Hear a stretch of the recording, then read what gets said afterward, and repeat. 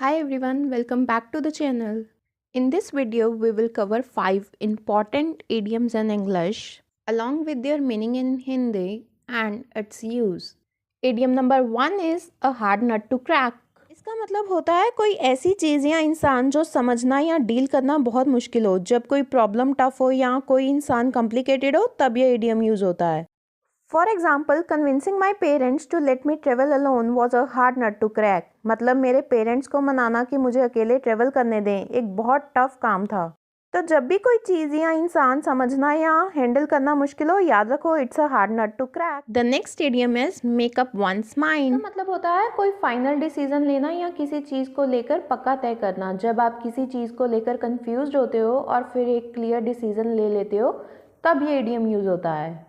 For example, I couldn't decide which college to choose, but I finally made up my mind. यानी मुझे समझ नहीं आ रहा था कि कौन सा कॉलेज सेलेक्ट करूं, पर मैंने आखिर डिसीजन ले लिया। तो जब भी आप किसी चीज़ पर पक्का डिसीजन ले लो, याद रखो you have made up your mind. Idiom number 3 is in the long run. इसका मतलब होता है लंबी अवधि में या आगे चलकर जो चीज़ काम आएगी या जिसका असर फ्यूचर में दिखाई देगा। जब हम किसी चीज़ के लॉन्ग टर्म बेनिफिट्स की बात करते हैं तब ये इडियम यूज़ होता है। For example, studying hard now will help you in the long run. यानी अगर आप अब मेहनत करोगे तो इसका फ़ायदा फ्यूचर में मिलेगा। तो जब भी किसी चीज़ का लॉन्ग टर्म इम्पैक्ट हो, याद रखो it's in the long run. The fourth idiom is out of the question. का मतलब होता है कोई चीज़ बिल्कुल इम्पॉसिबल या अलाउड ना होना। जब कोई चीज़ किसी भी हाल में नहीं हो सकती तब ये इडियम यूज़ होता है। For example, skipping the final exam is out of the question. यानी फाइनल एग्जाम मिस करना बिल्कुल भी पॉसिबल नहीं है। तो जब भी कोई चीज़ इम्पॉसिबल या कम्प्लीटली अनएक्सेप्टेबल हो, याद रखो it's out of the question.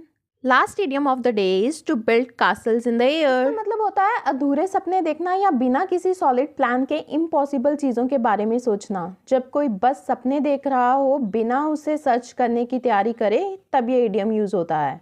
For example, he keeps talking about becoming a billionaire, but he's just building castles in the air.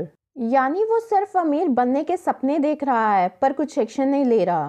तो जब भी कोई बिना किसी एफर्ट के सिर्फ बड़े सपने देखे, याद रखो they are building castles in the air. I hope it helps you. Thank you so much for watching this video, guys.